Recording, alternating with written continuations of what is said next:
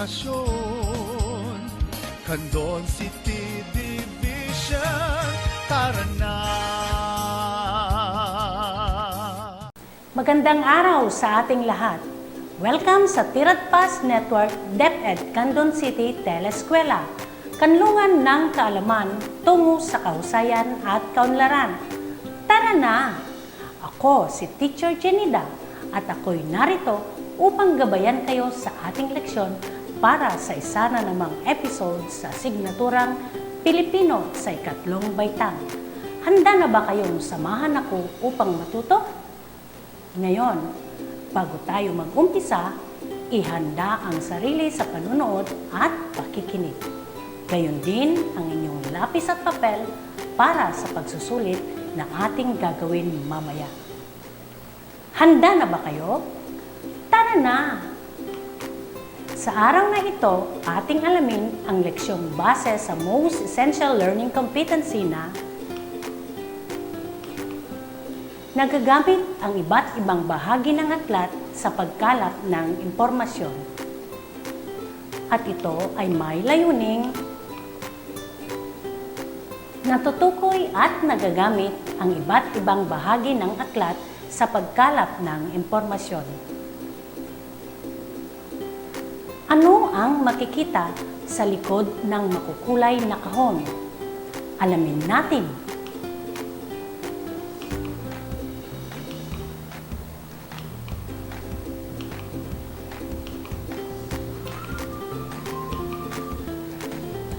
Aba, ano ito mga bata? Tama! Ito ay larawan ng mga aklat. Tara na at samahan niyo ako sa paglalakbay sa mundo ng mga aklat. Ano ba ang tinatawag nating aklat o libro mga bata?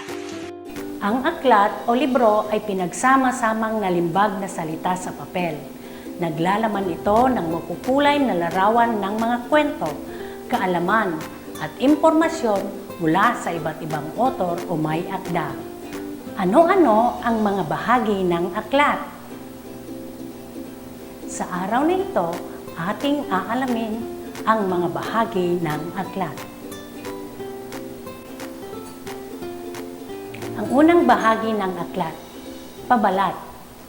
Ang pabalat ay takip ng aklat na nakikita sa harapan at hulihan nito. At nagsisilbi rin itong proteksyon ng aklat. Naglalaman ito ng makukulay na larawan, pamagat ng aklat, pangalan ng may akda at gumuhit nito. Narito ang halimbawa ng pabalat. Ang pangako ni Pipay bilang pamagat. Sa panulat o kwento ni Marilyn R. de los Santos bilang may akda. At ni Imelda Pigakutan na gumuhit ng aklat. Ang pangalawang bahagi ay ang pahina ng pamagat. Dito rin nababasa ang pamagat ng aklat at pangalan ng may akda. Halimbawa, hiyas sa wika bilang pamagat. At sa panulat naman ng mga may akda na sina Lydia P. Lalonio, Daina F. Mindo at Francisca G. Ril. Ang pangatlo ay ang karapatang sipi. Dito makikita ang taon kung kailan inilimbag ang aklat. Gayon din ang pagsasaad ng karapatan ng may akda at sa palimbagan upang magmay-may-ari sa nilalaman ng aklat. Halimbawa, ito ay ginawa taong 2017 ng Jane Doe. Gayon din na makikita rito ang pagsasaad ng karapatan ng may akda at sa palimbagan kung saan ito ay printed by Digipod Incorporated in the United States of America. Ang pang-apat ay ang paunang salita. Dito mababasa ang mensahe ng may akda para sa kanyang mambabasa, kasama ang paliwanag sa paggamit nito. Basahin natin ang ilan sa mensahe ng may akda. Ang aklat na ito ay inihanda para sa mga batang nasa daycare, kindergarten at unang baitang. Binuo ang aklat na ito upang maihanda ang mga mag-aaral sa pagbasa at higit na mabigyang pansin ang kanilang pagsusulat. Panglima ay ang talaan ng nilalaman. Ito ang listahan ng mga pamagat o paksang tatalakayin at ang pahina kung saan ito makikita.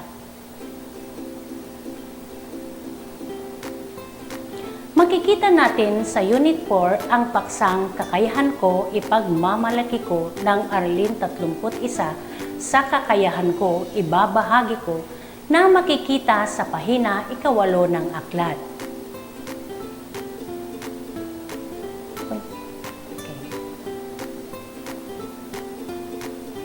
Pang-anim, katawan ng aklat. Ito ang pinakamahalagang bahagi ng aklat.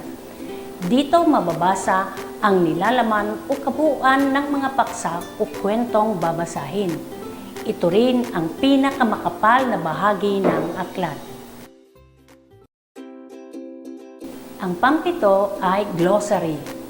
Dito nakatala ang mahihirap na salitang ginamit sa aklat at ang kahulugan ng mga ito. Nakaayos ang mga ito ng paalpabeto. Tulad ng salitang aroba na may kahulugan, paraan ng pagsukat ng mga tuyong bagay. Tulad ng bigas na katumbas ngayon ay mga 11 kilo. Mapapansin din natin na ang mga salita rito ay nakaayos ng paalpabeto. Pangwalo, index. Ang index ay talaan ng mapaksang nakaayos ng paalpabeto at makikita rin dito ang pahina kung saan ito matatagpuan. Halimbawa, ang paksang optical illusion na makikita sa pahina 19 ng aklat. Gayon din na nakaayos ang mga salita nito ng paalpabeto.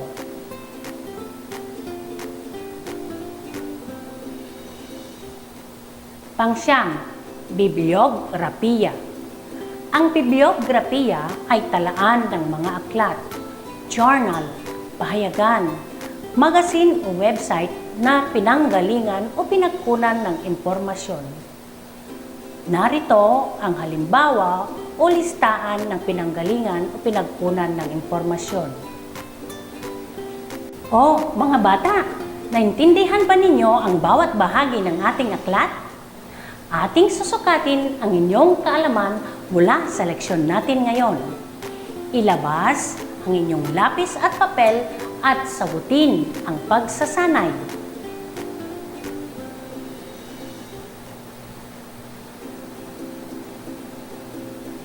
Isulat ang T kung tama ang isinasad ng pangungusap at M naman kung mali.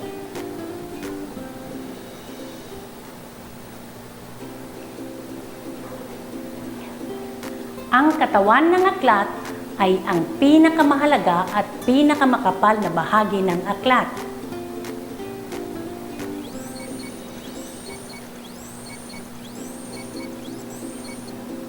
Ang tamang sagot natin ay titik. T, ibig sabihin, tama. Pangalawa, sa talaan ng nilalaman, mababasa ang mensahe ng may akda para sa kanyang mambabasa.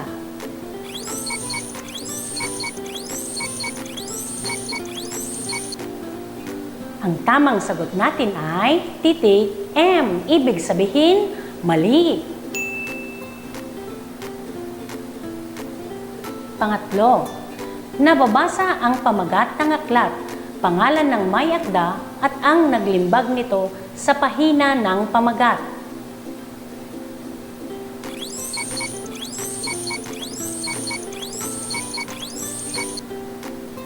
Tamang sagot natin ay titik M, ibig sabihin, mali.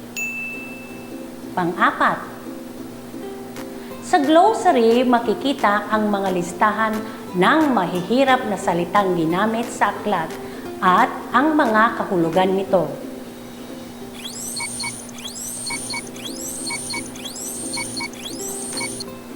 Tamang sagot natin ay T. Tama. At panglima, ang pabalat ay nakikita sa unahan at likod ng aklat na nagsisilbing proteksyon at takip nito.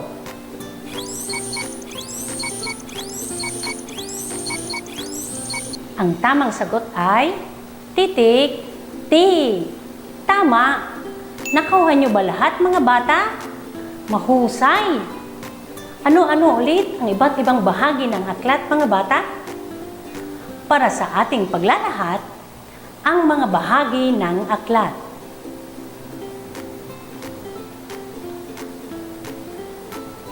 Pabalat, nagsisilbing proteksyon o takip ng aklat na nakikita sa harapan at hulihan nito. Naglalaman ito ng makukulay na larawan, pamagat ng aklat at pangalan ng may akda.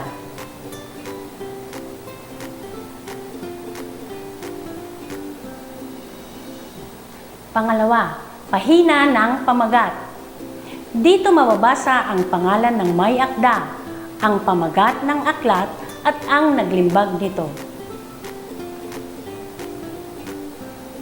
Pangatlo, karapatang sipi.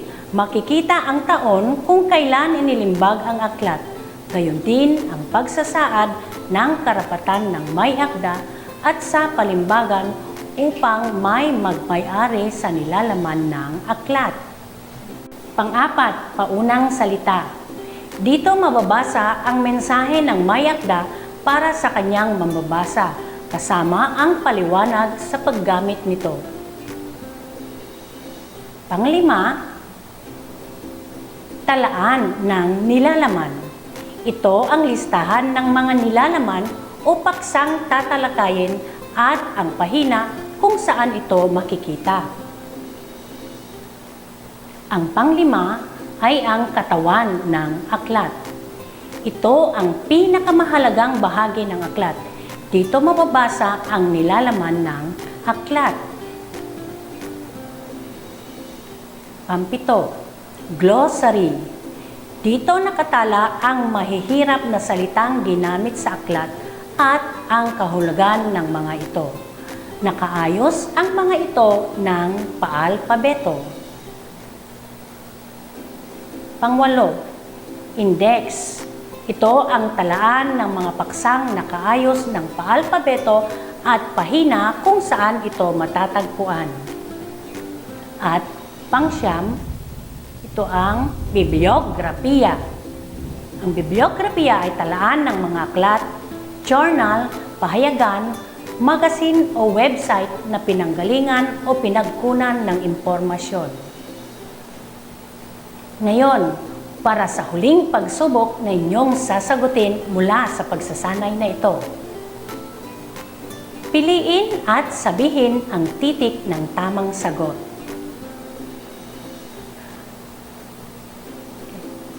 Hawak mo ang isang aklat. Gusto mo agad malaman kung ang paksang kailangan mo ay matatagpuan dito.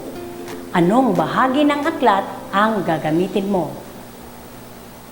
A. Glossary. B. Talaan ng nilalaman. O C. Pabalat.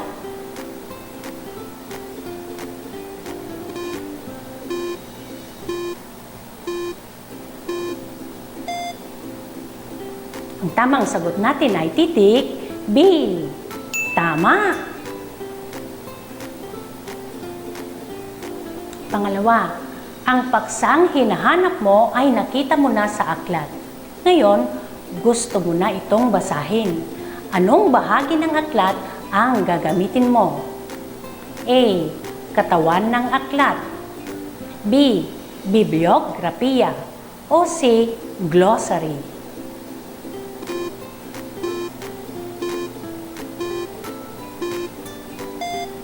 Ang tamang sagot natin ay titik A. Mahusay. Pangatlo, may mahihirap na salita kang hindi maunawaan ang kahulugan. Anong bahagi ng aklat ang gagamitin mo upang matulungan ka sa kahulugan ng mga salitang ito? A. Glossary. B. Index. C. Talaan ng nilalaman.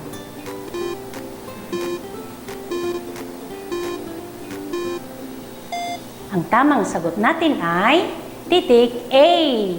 Magaling.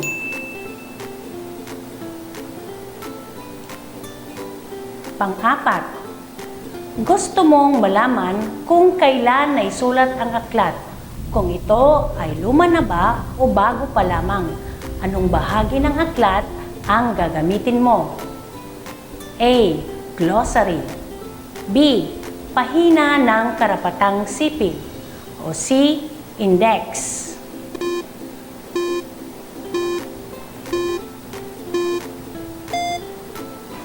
Ang tamang sagot natin ay titik B.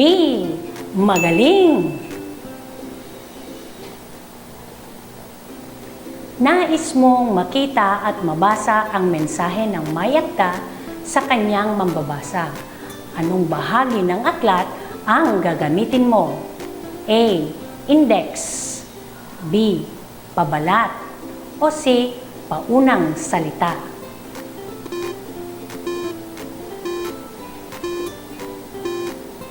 At ang tamang sagot natin ay titik C. Nakuha niyo ba lahat, mga bata? Magaling! Upang lalong malinang ang inyong kaalaman sa leksyon natin ngayon, ugaliing gamitin ang aklat at hanapin ang iba't ibang bahagi nito. Sana ay naunawaan ninyo ang leksyon natin sa araw na ito. Ako si Teacher Jenida Villalobos, ang inyong tagapagturo, kapartner sa edukasyon. Tandaan, ang buhay natin ay parang libro.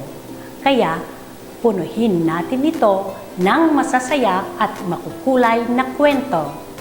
Salamat sa pakikinig. Hanggang sa muli. Paalam, mga bata!